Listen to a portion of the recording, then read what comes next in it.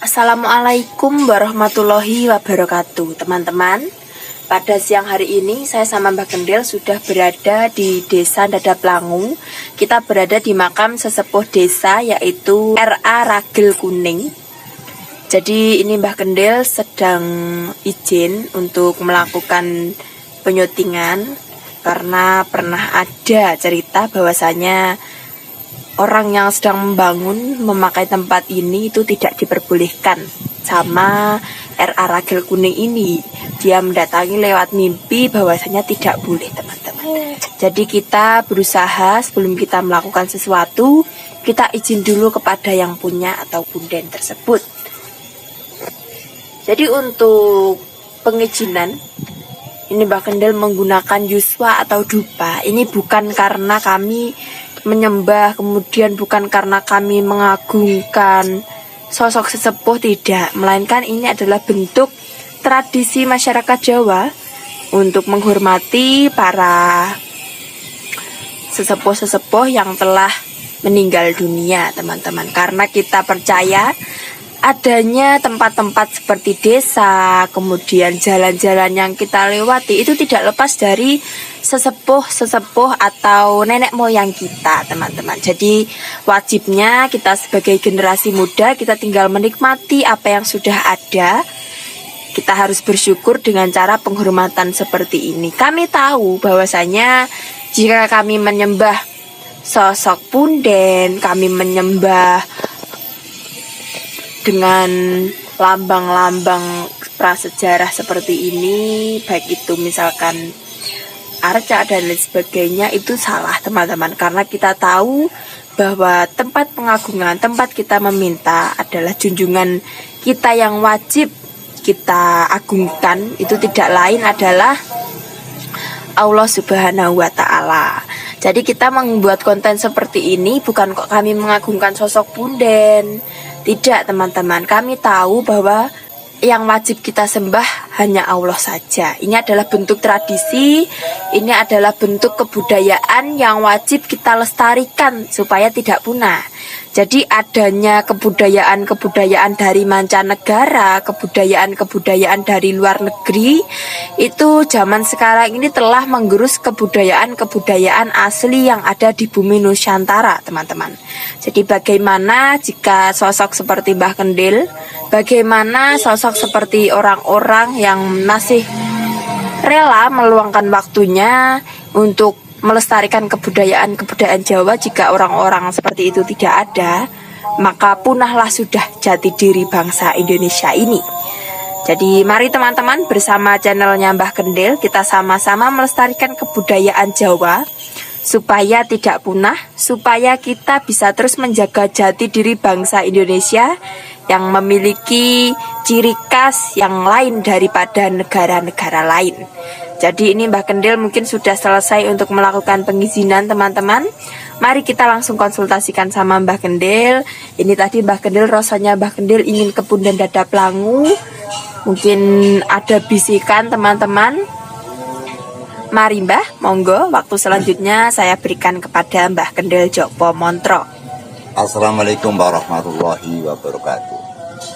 Teman-teman yang saya muliakan, saudara-saudara yang saya hormati, pada sore hari ini saya mempunyai program untuk mengunjungi sebuah situs atau sebuah petilasan yang ada di Desa Dadaplangu, Kecamatan Pokok, Kabupaten Blitar. Punden Dadaplangu atau Desa Dadaplangu itu merupakan situs sangat tua sekali. Kami sudah berbincang-bincang seluruh warga bahwa tahunnya situ ya seperti ini. Jadi orang yang tertua di sini sudah saya tanyakan, katanya adanya punden itu sudah ada sejak dulu. Dari mbahnya memang sudah ada, bahwa bisa diperhitungkan bahwa punden ini mungkin sudah ratusan tahun berada. Kita lihat dari beberapa arca, kemudian sejarah dari desa, menyebutnya adalah Mbah Ragil Kuning. Ini Mbah Putri, Mbah Putri, pemirsa. Sehingga dari masyarakatnya Dadaplangu menyebutnya Mbah Ragil Kuning. sosok harimau besar itu sering menampakkan diri atau sering muncul. Iya. Tapi apabila ada sesuatu atau ada masalah, kalau tidak ada masalah juga tidak pernah muncul. Nggih. Misalkan ada kekeringan, ada musibah, atau ada warga yang kurang ajar atau nakal, itu sosok-sosok seperti itu akan muncul. Nggih. Muncul di tengah-tengah masyarakat. Itu sudah tidak asing lagi bahwa banyak orang-orang yang tirakatan di sini yang diketahui atau diwujudi oleh beberapa astral, utamanya adalah harimau yang sangat besar sekali. Nggih. Pemirsa, kami sejenak untuk mengorek atau interaksi kepada penghuni sini. Kelihatannya agak sulit karena ini kadang waktu siang. Iya. Jadi kita agak sulit untuk menyembuhkan diri karena ini posisi waktu siang. Sehingga kami tidak tahu pasti, kami tidak jelas dalam kita interaksi, pemirsa. Nggih. Entah apakah gangguan dari masyarakat atau bagaimana, kita sulit untuk menyembuhkan indera kita. Nggih. Tapi sedikit kami bisa membaca secara batiniah bahwa tempat ini adalah merupakan petilasan. Bukan makam, Mbak. Sehingga kalau saya sebut makam, saya tidak berani. Nggih. Karena dari pengetahuan saya atau indera saya, kita tidak bilang bisikan ya, indera. Iya. Indera itu batin, mata batin yang bisa bicara. Nggih. Mata batin yang bisa menjawab bahwa kalau di sini adalah bukan makam, adalah petilasan para leluhur. Nggih. Sehingga apabila dimungkinkan ini ada sebuah makam, mungkin makamnya orang yang babat desa ini. Oh, nggih. Kalau disebut makam adalah makamnya orang-orang yang babat desa ini. Kalau masyarakat bisa dikatakan itu cikal bakal, akal bakal ingkang babati desa. Itu kan berarti kan sosok ini bagian nenek moyang, nggih. Ya. Kalau kita membaca dengan ragil kuning, Raden Ajeng Ragil Kuning, itu kita sudah berpikiran dua. Yang namanya Ragil Kuning atau Raden Ajeng, namanya Raden Ajeng itu pasti putra raja. Iya.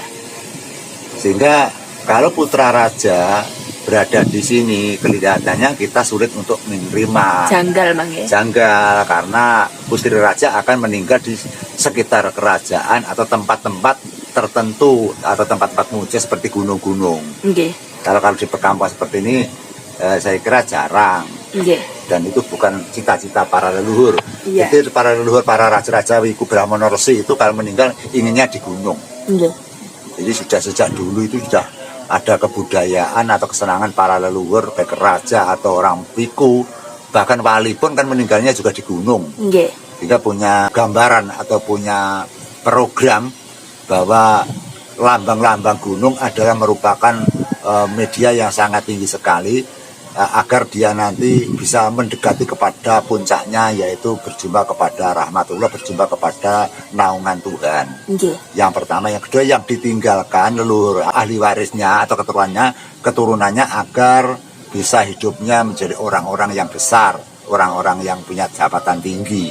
Makanya para wiku, para brahmana, para ahli ilmu itu senang meninggal di gunung-gunung, di puncak gunung, seperti yang yoga dari Gunung Kawi, seperti wali-wali Songo, dan masih banyak sekali para pejabat negara atau punggawa yang meninggal di dalam area-area puncak gunung.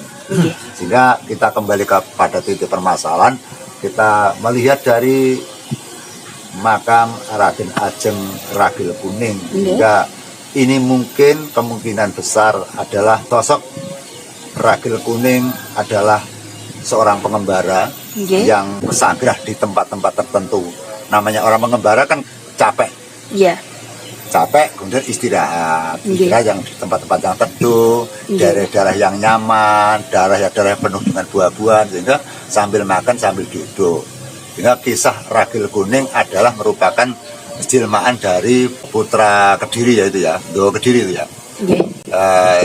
Dewi Sondro Kirono, Dewi Sekartaji. Mbak, dari kerajaan Daha. Dari kerajaan Daha Kediri, kemudian dia gagal untuk bercinta dengan Panji Asmoro Bangun karena berebutan cinta dengan Dewi Galuajeng. Itu saudaranya Ya, sendiri. daripada nanti dibentrok sama adiknya, Dewi Sekartaji meninggalkan kerajaan Do Kediri agar adiknya bisa berhasil, bisa lancar untuk meminang atau untuk menikahi dengan Panji Asmoro Bangun. Nggih.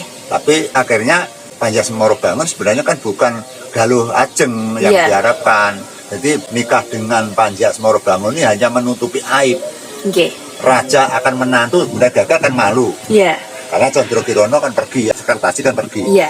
Agar aibnya bisa tertutup, akhirnya adiknya sebagai penggantinya, karena adiknya juga mengharapkan Panji Asmoro Bangun menjadi sosok suaminya. Kita kembali kepada perjalanan Ragil Kuning atau perjalanan dari Dewi Sekartaji. Berhubung dia putra Narendra, putra yang terkenal, sehingga banyak masyarakat yang tahu wajahnya Condro Kirono. Nggih. Banyak orang yang tahu wajahnya Dewi Sekartaji, putri kerajaan Do Kediri. Maka dia nyelamur, berganti pakaian, berganti nama. Nggih. Ada yang berganti nama Dewi Condro Kirono. Nggih. Ada lagi Dewi Ragil Kuning, kemenjelma lagi Pleteng Kuning. Sehingga setiap dia kebongkar berganti nama. Setiap kebongkar ganti nama. Setiap kebongkar ganti nama, setiap kebongkar dia pindah tempat. Sehingga kisah-kisah Sekartaji dan Panji Asmoro Bangun merupakan cinta-cinta yang sangat punya legendaris, yang punya sejarah kolosal yang panjang. Sampai di dalam kebudayaan kita ada sebuah budaya yang dinamakan Andi-Andi Lumut, ada mengisahkan tentang Panji Asmoro Bangun dan Sekartaji, termasuk candi-candi banyak yang menggambarkan cinta Sekartaji dan Panji Asmoro Bangun, karena romantikanya sangat indah sekali di dalam bercinta. Jadi orang yang bercinta di dunia ini kadang-kadang banyak masalah, banyak hambatan, banyak halangan, banyak cobaan. Sehingga untuk menuju ke jenjang rumah tangga yang sakinah mawaddah warahmah, rumah tangga yang harmonis itu sulit. Kadang-kadang kalau ditempuh dengan mudah, malah itu berantakan. Kalau ditempuh dengan susah payah, itu malah jadi sampai tua, sampai kakek nenek-nenek. Itu sebagai lambang-lambang bahwa untuk meraih kejayaan itu perlunya dengan perjalanan yang sangat besar atau perjuangan yang sangat tinggi, rawe-rawe rantas, malang-malang putung, berakit-rakit dulu, bersenang-senang kemudian. Itu adalah lambang-lambang kisah-kisah para raja. Kita kembali kepada sejarah Condro Kirono atau Dewi Sekartaji dengan Panji Asmoro Bangun Prabu Ino Kertopati. Pada saat dia nikah dengan adiknya Galuh Ajeng, sepertinya Panji Asmoro Bangun stres sehingga karena tidak mencintai dengan Galuh Ajeng. Sebenarnya kalau kita pertimbangkan bahwa Galuh Ajeng dengan Sekartaji itu masih cantik Galuh Ajeng. Sebenarnya dari cerita-cerita para leluhur itu dinyatakan bahwa Galuh Ajeng lebih cantik daripada Dewi Sekartaji. Jadi Galuh Ajeng itu sangat cantik melebihi Sekartaji. Namun akhlak dan budi pekertinya bahwa Dewi Sekartaji lah yang bisa mewarisi raja-raja, menurunkan anak-anak raja yang bisa menjadi orang-orang besar. Jika si Panji Asmoro Bangun Prabu Ino Kertopati hanya satu yang diincar adalah Dewi Sekartaji, karena namanya raja itu kalau menikahi seseorang perempuan itu kan ditanya-tanyakan para resi, para brahmana, para wiku, para cekal dan para sejanggan. Ini bagaimana kalau saya nikah dengan ini? Kalau ini tidak punya derajat yang sama, dulu kan berkasta-kasta. Kalau derajatnya nggak sama ya dilarang, nggak boleh itu loh. Walaupun tidak punya kasta, kastanya berbeda, tapi kalau punya wahyunya raja itu juga boleh. Seperti halnya Tunggalamatung dengan Ken Dedes. Karena Tunggalamatung mengincar Ken Dedes karena Ken Dedes itu kan anak Brahmana Buddha. Sehingga dia punya, para Buddha punya bisikan bahwa Ken Dedes nanti akan bisa menjadi orang-orang besar, bisa menurunkan para raja di Pulau Jawa. Sehingga Tunggalamatung sampai memaksa untuk menikahi Ken Dedes. Sampai sejarahnya Ken Arok juga sudah mendengar dari isu-isu bahwa Ken Dedes anak Brahmana Buddha itu akan mewariskan anak raja-raja, keturunan raja-raja. Sehingga si Ken Arok juga penasaran, karena di situ ada tanda yang dinamakan Toh Bromo, merupakan ya tuto yang berasal dari pemberian dari wahyu dari Sang Brahma. Itu kan agama, Mbak, dengan dikaitkan dengan agama tertentu, agama Hindu atau Buddha itu. Itu juga merupakan cerita sejarah yang tidak bisa dihapus, Mbak, itu, Mbak. Ya, itu karena ada Toh Bromonya yang bisa mewariskan anak-anak atau keturunan dari raja-raja Pulau Jawa. Ternyata terbukti dari kerajaan Singosari, Mojopahit, sampai Brawijaya, sampai kerajaan Suroyogyo atau Mataram. Itu di sejarah di Jawa Tengah. Mbak, kita kembali ke RA Ragil Kuning itu kan jika Mbah Kendil misalkan menyebutkan bahwasanya ini adalah mungkin petilasan bukan makam, dan apabila itu makam mungkin adalah makam dari sesepuh desa. Nah, kemudian dengan kemunculan sosok macan itu gimana Mbah itu Mbah? Sosok macan itu merupakan kekuatan daripada ilmunya penjaga sini. Sehingga di sini ini kan ya namanya pepundhen kan orang sakti, sehingga mesti mempunyai ilmu-ilmu yang dasar, ilmu-ilmu yang tinggi, sehingga itu menjaga kualitas keperkasaannya, untuk menjaga dengan kawruh atau kewibawaannya. Sehingga kalau orangnya sudah mati, sehingga karismanya atau ilmunya masih kumandang menjaga tempat-tempat situs yang pernah diduduki si bersangkutan gitu loh. Jadi tetap ada, misalkan ada orangnya sakti di dunia atau meninggal, walaupun dia nanti sudah lepas dari alam kubur atau dia nanti akan lepas dari ke surga, tapi tempat-tempat itu kan masih dijaga dari periwangannya atau dari kekuatannya, bantuan dari godam, akhlak dan sebagainya. Kita kembali kepada titik permasalahan bahwa kita punya kebenaran yang pasti, kita tidak punya bukti yang nyata, bahwa kita memprediksi dengan naluri kita, kekuatan kita, indera kita. Dan kita permisi kepada penguasa di desa ini, apabila ada kesalahan saya memprediksi, saya juga minta maaf kepada kekuatan desa ini atau sumber-sumber gaib yang ada di desa ini. Karena kami semata adalah manusia biasa, manusia yang tidak kemampuan apa-apa, ketepatan hanya kami itu orang-orang yang senang tirakatan, senang prihatin, sehingga kalau memprediksi itu jarang banyak benarnya daripada salahnya. Tapi tidak berarti kita menerowong pasti benarnya atau sering benar, kadang-kadang kita menerowong juga pernah salah gitu. Jadi untuk kesalahan saya atau kekeliruan saya mohon dimaafkan, karena kita juga manusia yang tidak berbeda dengan teman-teman semua yang ada di konten ini. Kita itu sama saja, tidak ada kelebihan apapun. Kita cuma seringnya kita ke tempat keramat, ke tempat gaib, kemudian kita seringnya untuk tirakat yang sangat tinggi, sehingga kadang-kadang kalau kita bicara itu banyak terbuktinya daripada tidaknya. Tapi tidak berarti kita itu ahli, atau kita tidak berarti kita memastikan bahwa ucapan saya itu benar atau ucapan saya mandi. Tidak. Kemandian dan kemanjuran kita itu kan bukan kita yang membuat. Kita yang membuat mandi, membuat sesuatu yang cocok, yang benar itu kan karena ada yang membenarkan, ada yang melindungi, ada yang memberikan benteng-benteng kuat, yaitu adalah Tuhan Yang Maha Esa atau Allah Subhanahu wa Ta'ala. Kita bisa berhasil mengobati orang, kita berhasil untuk berbicara, bahkan untuk meramal saja. Kalau kita misalkan tepat waktu, terbukti nyata, itu bukan karena kita, itu karena daripada hadiah-hadiah dari Allah Ta'ala. Keberhasilan kita untuk tirakatan, Allah memberikan hadiah bahwa yang kita ucapkan itu benar, sehingga kekuatan kita semata-mata hanya didomplengi atau dibantu oleh kekuatan daripada Allah Ta'ala. Sehingga kita memang paham bahwa manusia itu sebenarnya tidak punya daya apa-apa. Kita itu berjalan, kita bergerak, kita bernapas saja masih dipinjami sama Allah. Kalau kita tidak dipinjami, kita tidak bisa bergerak, tidak bisa hidup. Kita seperti diberikan kontrak oleh Tuhan. Jadi kontrak kita nanti berapa tahun itu kan urusan Tuhan. Sehingga apabila kita waktunya kontrak kan diambil oleh yang punya. Nah, jadi yang punya siapa? Ya Gusti Allah Ta'ala itu. Sehingga makanya kita jangan sampai sombong, kita merasa bisa, kita merasa pintar. Benar-benar sah sunnah bahwa manusia atau kita atau saya ini memang tidak punya kelebihan apa-apa. Ketepatan kami bisa berhasil atau yang kita tuju itu kasunyatan, itu bukan karena keampuan kepada diri kita, karena saking welasi Gusti kepada kita. Jadi karena kita selalu berbakti, mungkin hadiah kita adalah apa yang kita miliki atau yang kita inginkan dikabulkan. Dan Allah mengabulkan kepada hambanya itu tidak selalu, dan tidak selalu. Kadang-kadang gagal, kadang-kadang luput, kadang-kadang batal, kadang-kadang berhasil. Sehingga manusia tidak bisa memastikan yang kita tuju, yang kita maukan itu belum tentu itu pasti berhasil. Makanya kita kalau menyembuhkan orang, kita hanya hukumnya hanya pasrah sumarah marang Gusti. Ibaratnya ngomongnya kasar, mari karepmu, ora mari yo karepmu. Itu kata-kata kasar tapi itu benar. Kita tidak merasa mampu. Sehingga pemirsa harus paham bahwa keberhasilan, keampuhan itu hanya titipan. Jadi bukan karena orangnya yang pintar gitu loh. Nggih. Tanpa ada cahaya Allah, tanpa ada nur Allah, tanpa ada kekuatan Allah, manusia sama saya tidak punya apa-apa. Hingga pada saat saya menjadi paranormal tahun 90, sampai saya menjadi tabib 18 tahun, itu memang kami memang menyadari memang kami tidak punya apa-apa. Makanya kami pada saat menolong itu tidak berani untuk menarget Nggih. atau ngarani Nggih. biaya nih. Jangan-jangan nanti kalau kita menarget terus nanti gagal kan kita dituntut. Iya.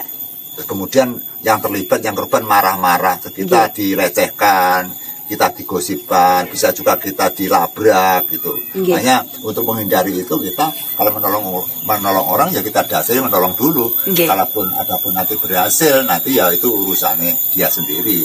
Kalau misalkan dalam kita mengerjakan menyembuhkan orang, kemudian itu harus pakai alat seperti jamu, rempah-rempah, obat dan sebagainya, ya biar beli sendiri. Iya. Nanti kita tinggal mengisi, atau kita yang membelikan, kita nanti yang mengisi. Jadi benar-benar kita menghindari yang namanya rekayasa. Karena apapun bentuk rekayasa, sementara itu nanti yang menang, tapi sebenarnya kalah. Orang-orang yang merekayasa, orang-orang yang menipu menang, yang ditipu kan kalah. Tapi sebenarnya itu suatu saat nanti akan kalah juga. Tuhan akan menunjukkan bahwa apa yang kita lakukan itu adalah salah, apa yang kita lakukan adalah berdosa, maka suatu saat nanti Tuhan akan memberikan musibah atau memberikan cobaan atau memberikan ujian kepada kita biar kita ingat bahwa kita biar tidak sombong. Kita kembali kepada titik permasalahan, yaitu sesepuh yang ada di Sanjada Blangu, betapa agungnya tanaman-tanaman Allah yang berubah seperti ini, yang hidup beratus-ratus tahun, kemudian masih tegar bugar, masih segar, masih kokoh. Kemudian seperti ini kita mengagumi, kita pernah membayangkan bahwa dimungkinkan zaman purba pohon-pohonnya seperti ini kan banyak Mbah. Bagaimana kalau kita berjalan, bagaimana kalau kita menuju ke tempat lain, kemudian pohon-pohon seperti ini tentu saja banyak hewan-hewan yang buas, ular, harimau dan sebagainya. Nah, sekarang zamannya kan sudah zaman merdeka, zaman nyaman. Kita jalan-jalan sudah aspal, kemudian banyak listrik. Makanya kita sebagai warga itu harus berbakti kepada negara atau pemerintah. Pemerintah ya apa? Pemerintah ya kita semua ini. Negara itu siapa? Negara ya kita semua ini. Alam dan sekitarnya itu negara.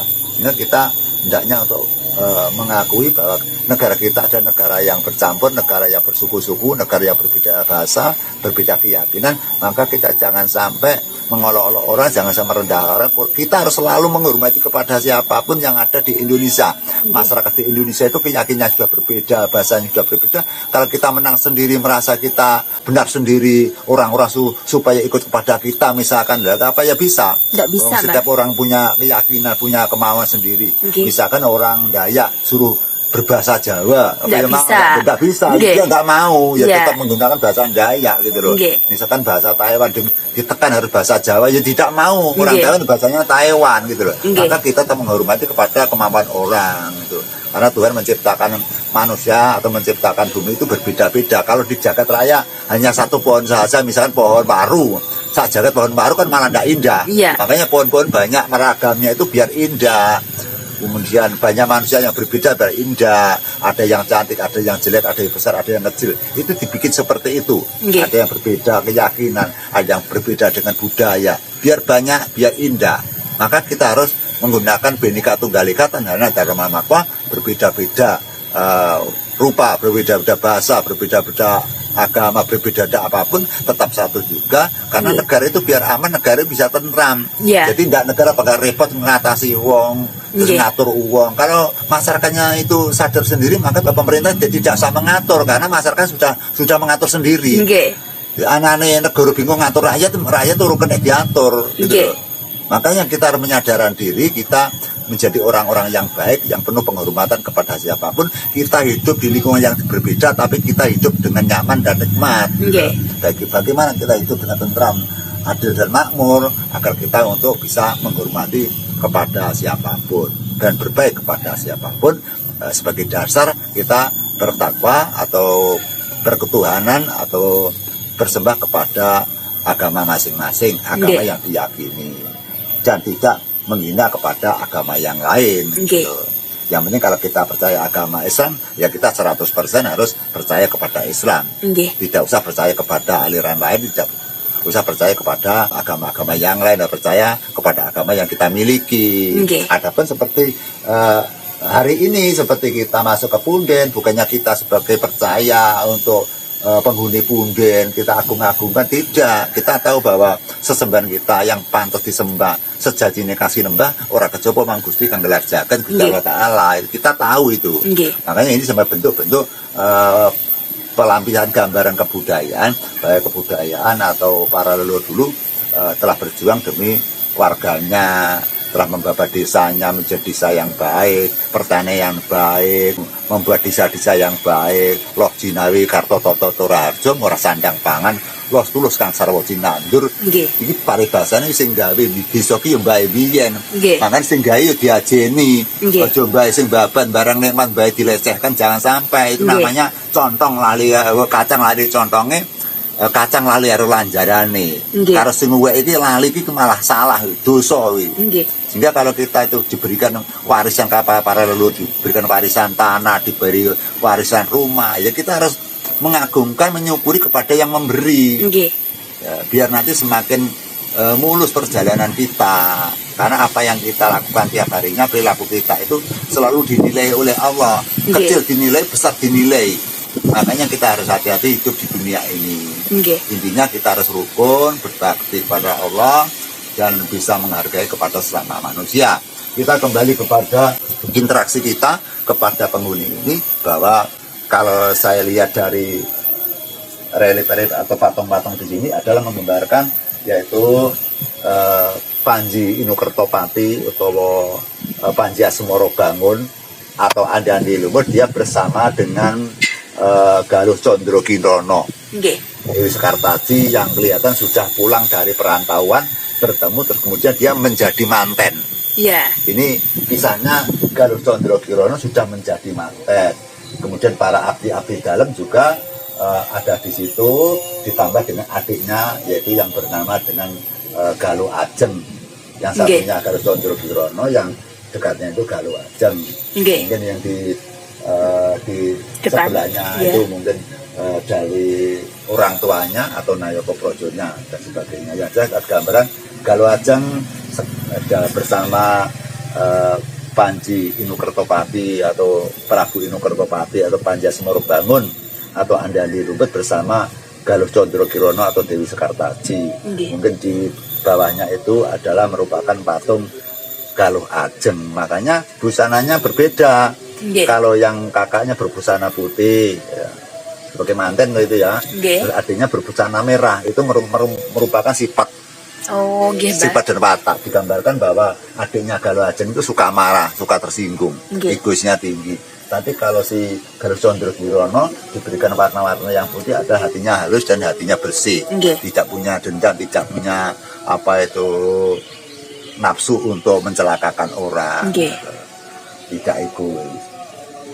Pemirsa, dari patung-patung ini adalah merupakan daripada sosok warga desa atau yang cikal bakal desa Babat desa ini, atau orang yang Babat desa sini itu mengagumi dengan rajanya di Kediri.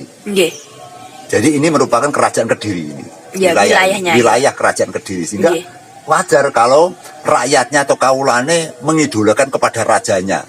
Jadi bayi yang ada di sini mengidolakan kepada rajanya, yaitu Prabu Inukertopati dengan Galuh Condro Kirono. Makanya digambarkan sebuah patung, artinya untuk mengiling-iling, untuk mengenang bahwa dia adalah merupakan sesembahannya sebagai kepala negara atau kepala kerajaan. Jadi patung-patung ini adalah simbol-simbol yang diidolakan gitu loh. Bukannya Galuh Condro Kirono dan Prabu Inukertopati meninggalnya di sini gitu loh. Mbak. Gitu. Ini paham Mbak ya? Paham ya? Jadi ini hanya lambangnya. Yang punya rumah itu mengidolakan kepada sejarah Panji. Prabu Inukertopati dengan Galuh Condro Kirono Sekartaji. Karena ini wilayah Kediri. Jadi wajar kalau rakyat mengidolakan rajanya, itu wajar. Tidak mungkin kalau dasih rakyat cilik benci kepada rajanya. Setiap menjadi raja itu dicintai rakyatnya. Kalau tidak dicintai rakyatnya nggak jadi raja gitu loh.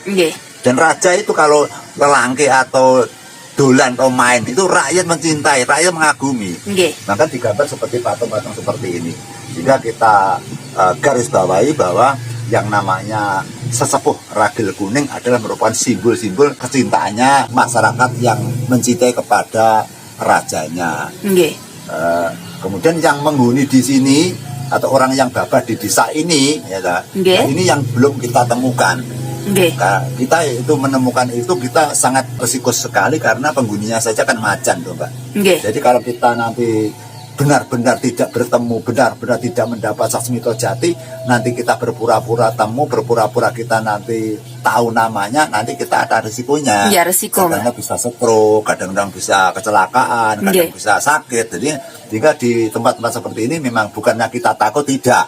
Tapi ada sesuatu hal yang nanti berbahaya gitu. Kita tuh takut kepada Allah saja, tidak takut kepada siapapun atau penghuni atau astral dan sebagainya. Tapi kita harusnya menghormati gitu. Jika kita berusaha untuk ibarat andai kata menerawang atau meneropong, ya harus jangan sampai salah total. Misalkan kalau kita menerawang 70% benar kan baik. Jadi kita memang kalau tidak tahu, mengaku-ngaku tahu, itulah yang berisiko. Kepada kita sendiri risikonya nanti.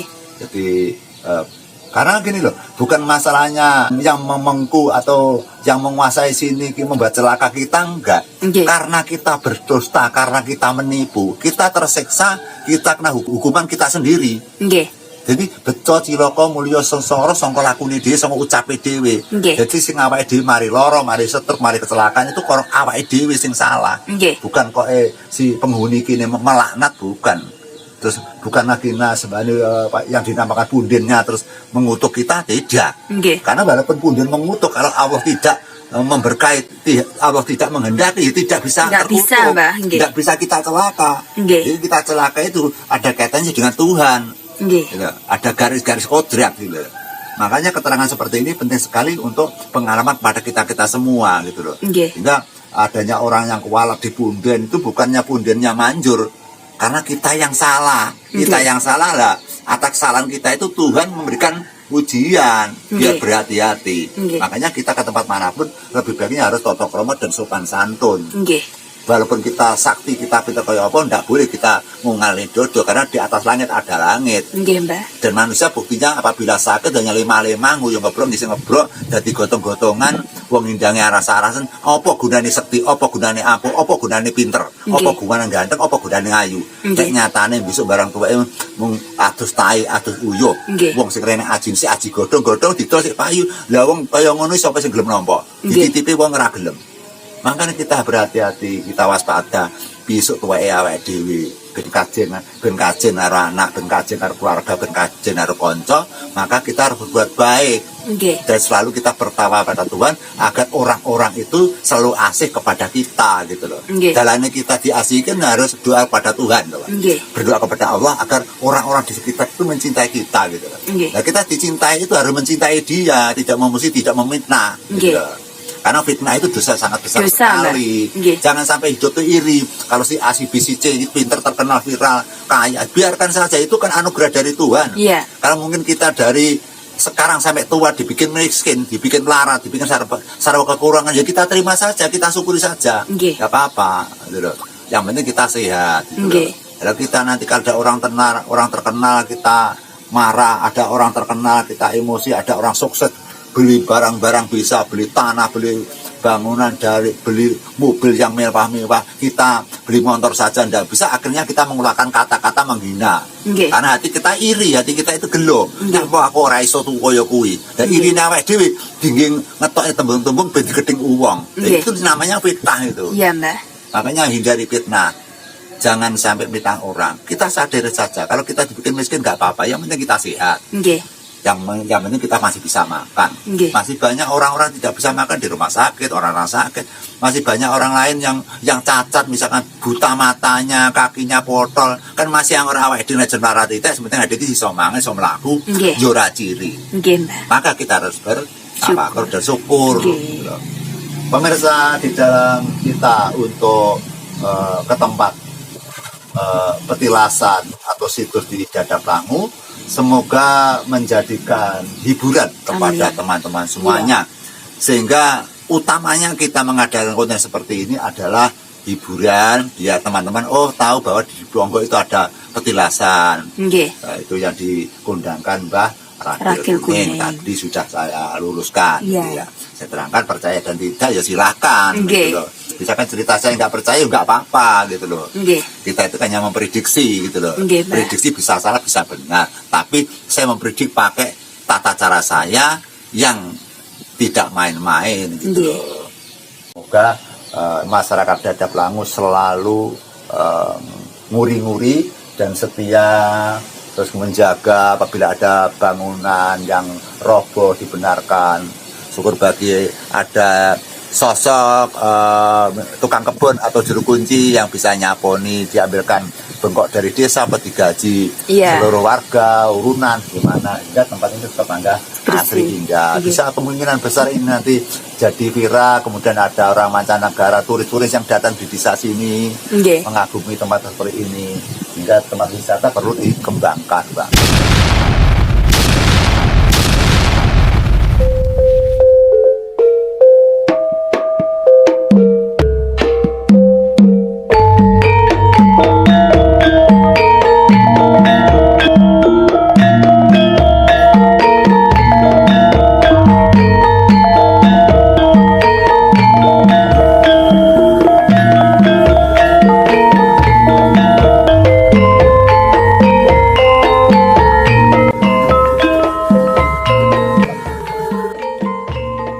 Raden Ayu Ragil Kuning.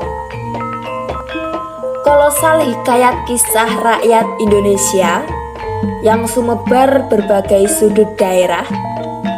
Hal itu menggambarkan betapa agungnya kehidupan para nenek moyang kita yang bercorak sesuai dengan kisah-kisah daerahnya masing-masing.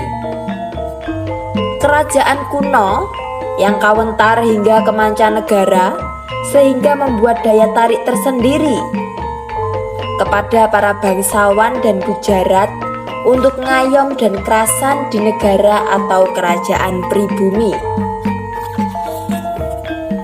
Tentu bangsawan juga mempunyai tujuan untuk kesejahteraan pribadinya dan menyebarkan agamanya sesuai dengan ajaran masing-masing.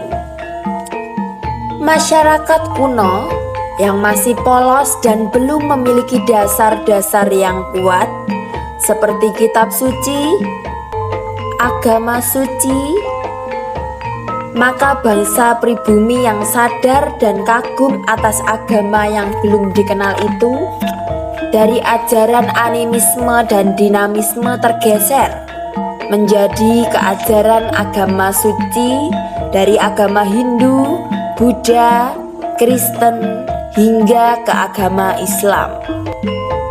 Sehingga kian ini keyakinan selalu membekas di daerah-daerah pedalaman hingga sekarang akan naluri para simbah dan nenek moyangnya, seperti adat, budaya, dan upacara sakral yang bermotif ketuhanan yang maha suci.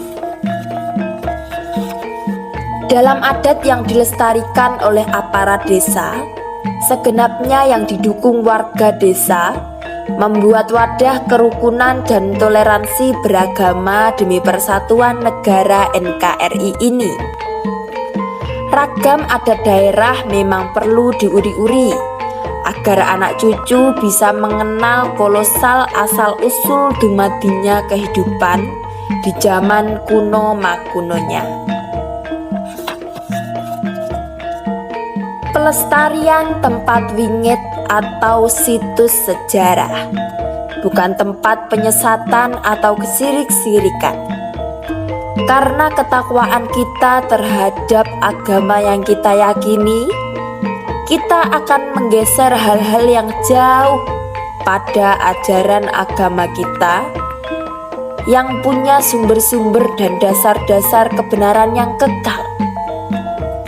Kita hanya sekedar tahu dan mengungkap hikayat yang antik dan kadang aneh untuk ragam di setiap zamannya. Situs cagar budaya ini adalah aset bangsa dan negara. Jangan sampai punah, karena apabila punah, kita akan sama-sama menyesal. Bagaimana keturunan kita nanti untuk melihat dan menyaksikan tinggalan para leluhur sebagai kekayaan kepurbakalaan kita. Situs atau Punden Dada Pelangu. Petilasan Raden Ajeng Rondo Kuning di Desa Dada Pelangu, Kecamatan Ponggok, Kabupaten Blitar. Letak situs ini sekitar 25 km dari kota Blitar ke arah barat. Desa Dada Pelangu merupakan desa yang asri dan subur makmur. Terbukti dari sektor peternakan dan sektor pertanian yang maju, serta para petani yang cerdas tidak kalah dengan desa yang lain. Tanahnya yang subur membuat masyarakat Dada Pelangu ini menjadi sejahtera dan murah sandang pangan, serta ekonomi yang berkecukupan. Perangkat desa yang cinta dan setia kepada rakyatnya, sehingga program-program pemerintah dapat dijalankan. Ini membuat warga Dada Pelangu, Kecamatan Ponggok, Kabupaten Blitar benar-benar adem ayem, mulya dan tinoto. Tempat pepunden yang dilestarikan membuat kesan warga guyub rukun. Setiap tahunnya diberi perayaan budaya yang khas yang tidak pernah digeser, yaitu Langen Tayub. Langen Tayub diselenggarakan seolah-olah menirukan adat para simbah moyangnya, yang terbukti ada patung pesta pernikahan di bawah pohon ringin yang sangat besar.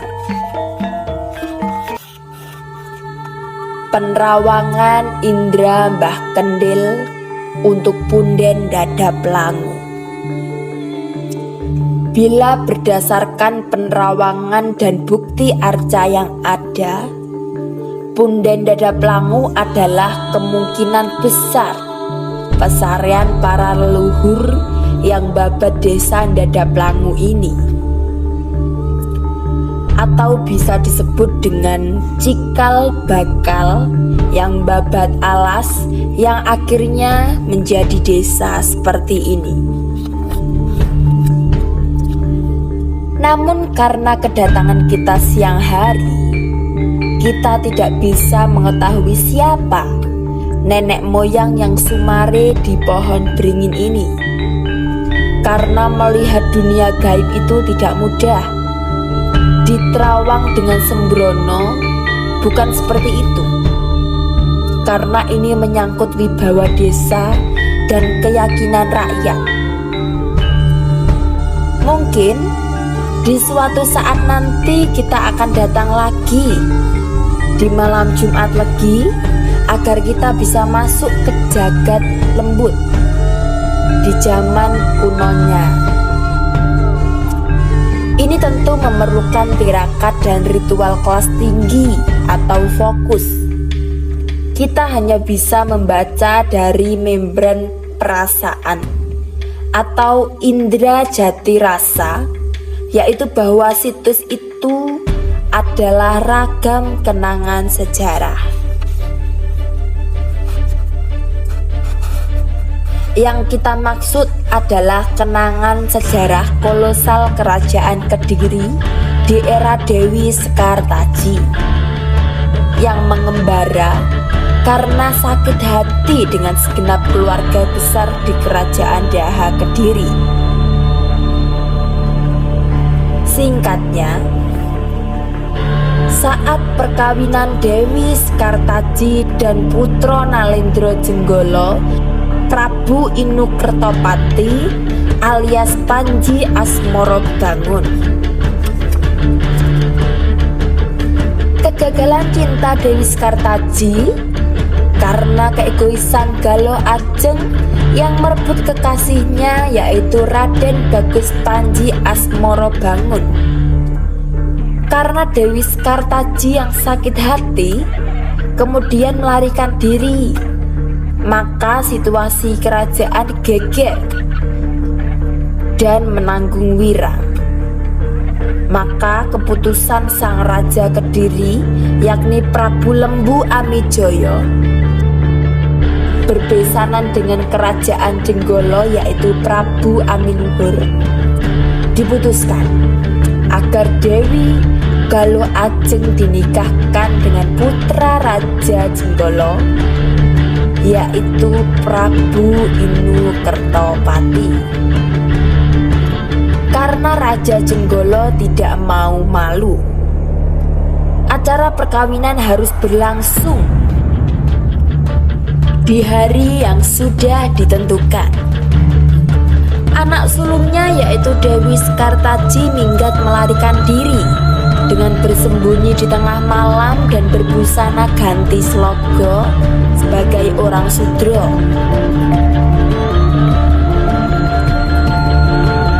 Dengan kisah itulah rentetan kisah-kisah Dewi Sekartaji mewarnai pedesaan-pedesaan yang memiliki kisah rakyat seperti Galuh Condro Kirono, Pleteng Kuning, Ragil Kuning, dan sebagainya. Cerita pengembaraan putri cantik Dewi Sekartaji sangat dicintai oleh masyarakat.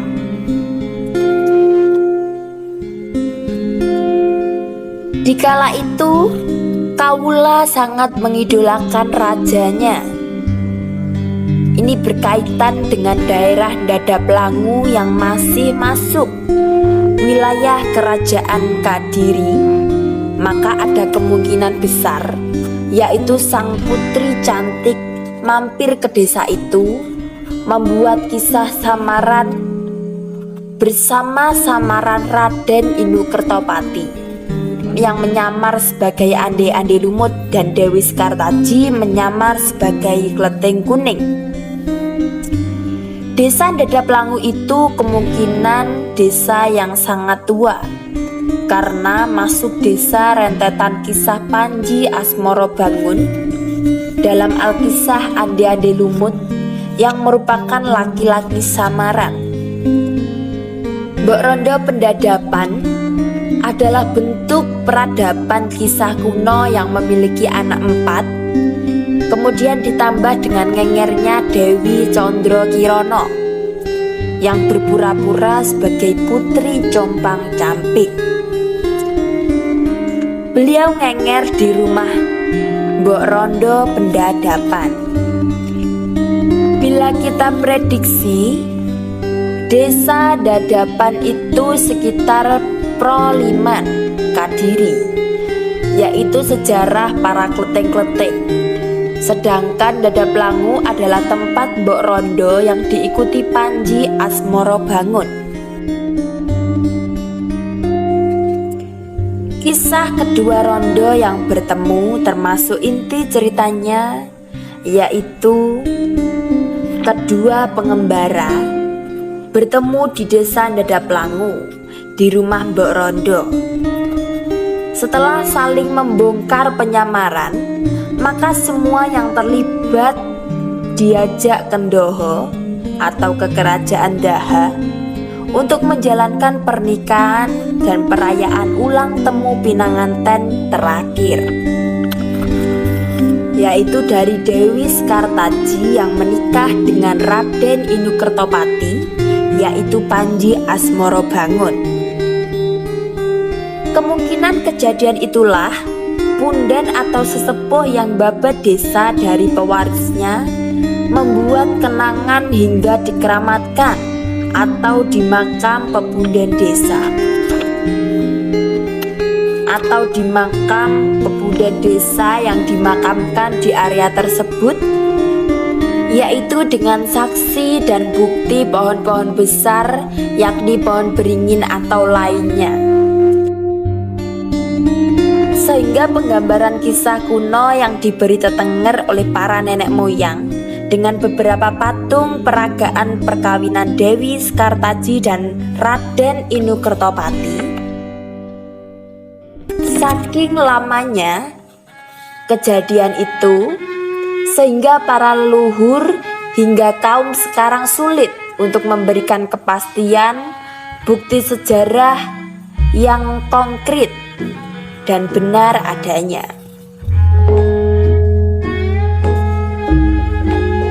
Untuk lebih jelasnya, kita akan kembali ke kisah kasih Condro Kirono dan Inu Kertopati.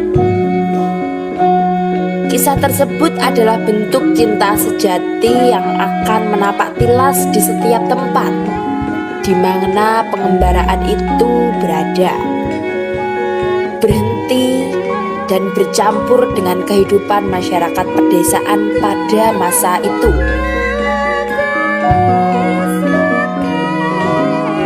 Kisah itu juga memiliki filosofi yang tinggi, bahwa orang sakti atau orang ampuh ataupun orang besar, artinya pejabat atau raja pun, tetap mempunyai kesulitan dan permasalahan.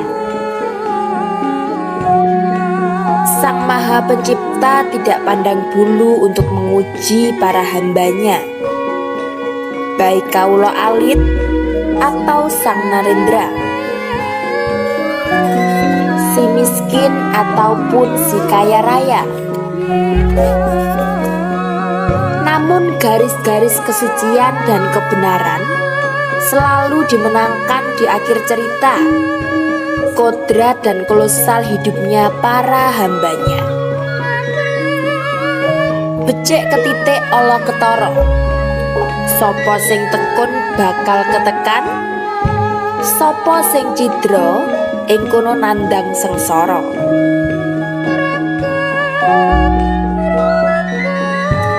Kita kembali ke hikayat. Kita kembali ke hikayat desa Dadap Langu. Prediksi Mbah Kendil, bisa pula kedua desa dari desa Dadapan Kediri atau sekarang di wilayah Proliman atau biasa kita sebut dengan Gumul, itu menjadi tanda cerita yang didongengkan oleh para leluhur, yakni sebagai desa Dadapan, yaitu dikisahkan sebagai sasononya Mbok Rondo Pendadapan, yang dikisahkan mempunyai 4 orang anak yang bernama kleting-kleting, yaitu kleting abang merah, kleting ijo hijau, dan kleting biru. Kemudian yang terakhir adalah kleting putih. Kemudian ketambahan pengengeran sang Sekartaji yang berpura-pura menjadi seorang kleting kuning. Seketika ada genjatan sayembara di desa Dadap Langu, yaitu di desa Mbok Rondo yang sedang dingengeri oleh Raden Inu Kertopati, yang kemudian menyamar sebagai Ande Lumut. Para kleting-kleting mendengar sayembara tersebut dan kemudian tertarik untuk melamar sang bagus Ande Lumut. Begitu pula si kleting kuning.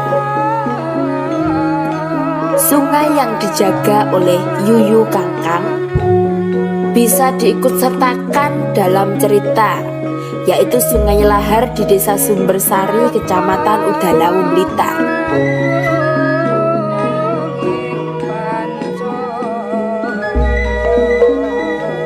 Inti kisah itu, pada akhirnya semua kleting diajak pesta dalam pernikahan dan kleting kuning, atau Panji Asmoro Bangun dan Dewi Sekartaji. Berkaitan dengan alkisah tersebut, dimungkinkan para warga desa atau orang di sekitar Punden Dadap Langu membuat dongeng kisah kedua permata itu yang diceritakan hingga ke anak turunnya, yang kemudian para generasi dari nenek moyang kita, khususnya di desa Dadap Langu, yaitu anak-anak keturunannya, memasang patung pentas di Doho Kediri. yaitu dalam pernikahan Condro Kirono atau Dewi Sekartaji dan Prabu Inukertopati.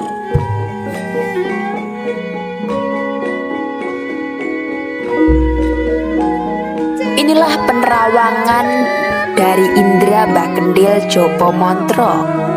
Semoga bisa dimengerti, semoga bisa dipahami. Dari indera batin terkadang juga tidak sama dengan indera penglihatan secara nyata atau yang kita kuak dari cerita-cerita masyarakat di sekitar. Masyarakat setempat mempercayai bahwa ini adalah pemakaman Raden Ajeng Rondo Kuning.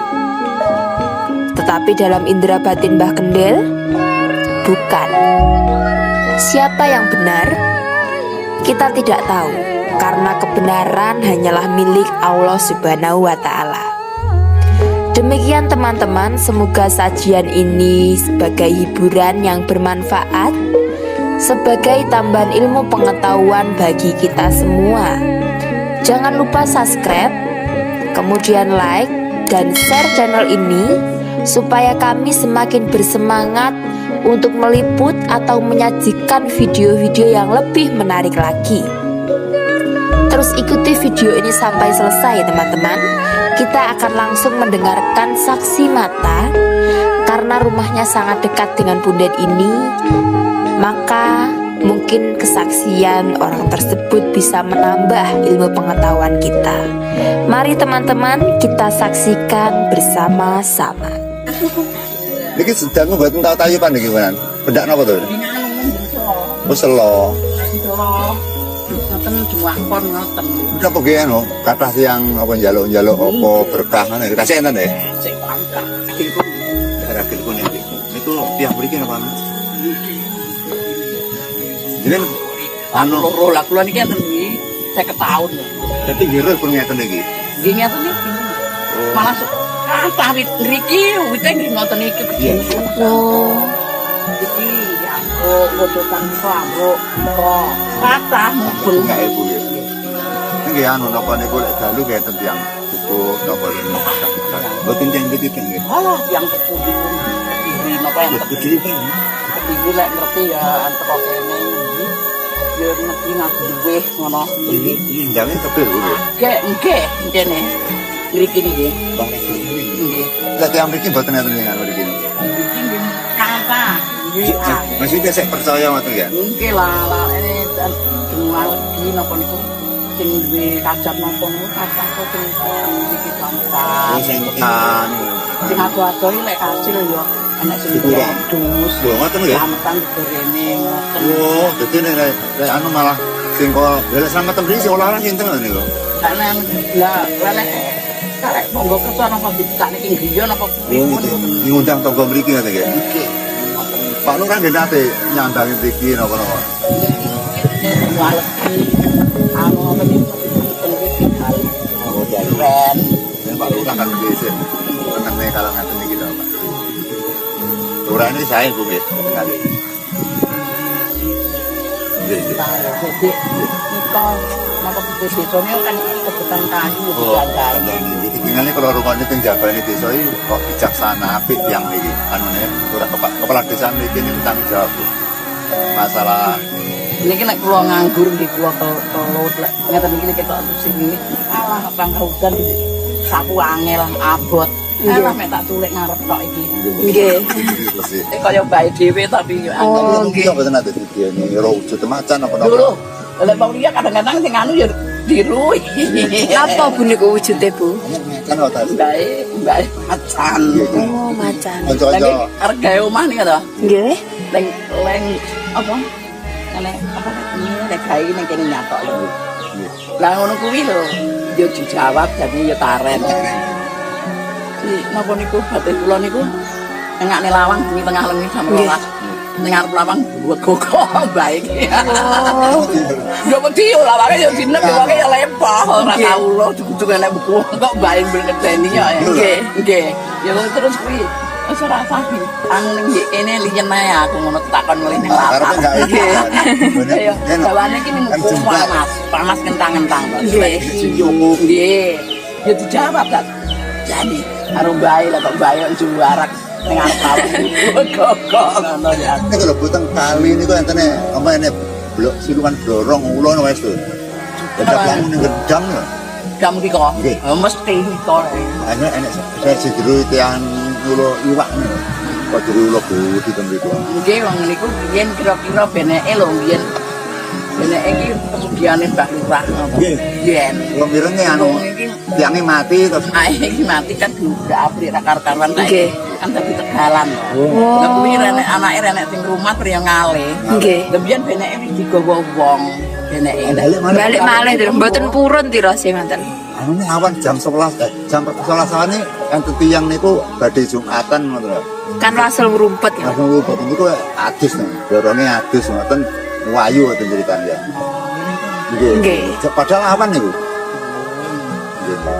Anu dorong. Lah mungkin kita nek Mbah Lurah. Tapi buatan kaitannya kalian bunda ini gitu, kulon.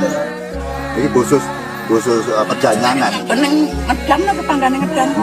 Nggih. Biyen beneke yo kok ngedam kono digawa wong blok wong mriko lho. Nggih. Blok Tulung Agung apa blok endi aku yo enggak paham. Nek kok balik neh yo biyen beneke nang kono beneke. Oh, nggih. Tapi kok balik neh yo enggak ngerti aku. Enek sing roh ning kono berarti balik. Nggih. Perjanyangan rata-rata saya, rata-rata ini kan cara ngayomi Nggih. rakyat. Sebenarnya pokok sopan santun, toto kromo, ngoten nggih mesti nggak ada masalah. Ini perlu diuri-uri, makanya kan ini pada karo aset ini desa ini. Tayupan ini juga nih, anu nah, mirsani cedek lah bu. Lanjut nang delok yo akeh yo. Bukan nanti kita beri peninggali tayupan, lojo, sampai komputer. Jo tegalane kono kuwi kabeh wong Jojo. Masyarakat ini kita tasik percaya, tasik caranya juga lah. Jogo Saya dijogo. diri malah Wah di desa ini lah, ini mboten damel tayo, mboten wani bisa. kok gegeran. Kok ora tayo? Mayup nggih. Namung lagi etiko. Pikir. Sing dikira sih kuwi. Oh ngoten. Dipun. Enggak boleh arek telu. Engko anu yo engko delok nae. Engko enek udan-udane opo. Udan napa udan banyu. Lek udan angin gak apa itu. Oh, nggih. Kabeh ora ngobrol wong delok. Nggih. Engko langsung isuk wong. Melurah. Lalu anu nek enten iki dimasak iki golek iki. Mbak Andri. Yo ngomong rono kabeh sik ning kono ngomong sak kabeh pun ledeke. Akhirnya ditambah ngoten. Kowe nek telu ra kok. Kurang penghargaan. Pinten Bu biasanya ngoten? Yo kadang-kadang enek 6, 5. Nggih. Mungkin yo tak takoni makane yo ndelok Mbah. Delok, lan delok ning iki kadang-kadang yo nongkrong nang tuku kae. Karo. Enggak ero dek wong ero kadang-kadang yo ning cukup kono delok. Niku lek maringi kabar niku lewat impen apa pripun? Kula to. Nggih. Nganu bapake kan loro. Oh, Nggih nggih. ngingok mindangi bae. Oh, nggih. Dindangi yo wong loro pisang karo Mbah Kakung. Nggih. Mbah Kakung jenenge apa aku enggak ngerti aku. Nggih. Nek Mbah Putri, Mbah Ragil. Oh, niku ingkang putri. Dan niku Mbah Kakung kali Mbah Putri nggih teng mriki niki. Lek sakjane iki omahe iki serut kan lho lek omong aku. Serut niku geden kok. Lu aku. Iki lho. Serut niku nggih kidul dam niku ngidul. Wow, niku. Ning mriku tengah sawah enten biyen anak putih ngeten-ngeten iki to. Nggih. Nek kuburane dari bayi barang timbal lanang. Oh, niku Wangon jumlah wangon itu. Kok bayi ku mah. Ngoten lho. kok lawan ketemu lamun Ini aku ning kono lho. Nyara aku. Bayar. kan pasti ada. Jangan tak sampean rene kene kon toko yo Mbah Kakung. Nggih. Pengendang. Tapi loro yang belum tahun kok. Oh, nggih. Terus Anu ketika sepuh atau bukan dia? bayi ora aku ra ketok. Baik kakung kero. Oh, sing baik aku tak takoni yo Mbak. Oh, ada. Yo mek dulu rumah kami nenek orene. Kowe ora Pak enggak. Mek ngoteh dhewe ngomong bae. Oh, ngoten bae. Kesurupan. Kesurupan. Titipan swara. Jadi lek misalkan pesen apa terus ngabarin apa lewat Mbah Kakung. Nggih. Nggih. Nek saiki aku wis ora enek wonge ya ora iso, ora ngerti apa kok. Nggih. Karo. Nggih. Ayo kalau ngerti.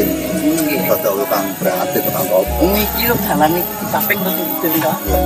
Dudul dipaping itu kan memang ngene aku lho. Oh, enak. Apa ora demen dalane apik. Langsung ya. Oh ya beli cuma garang api. Ujak-jane kan biar ditekani kene to. Nggih. Tapi anak sing mengen. Yo ora ora demen dalane apik. Nggih. Dudul kaya resi apik.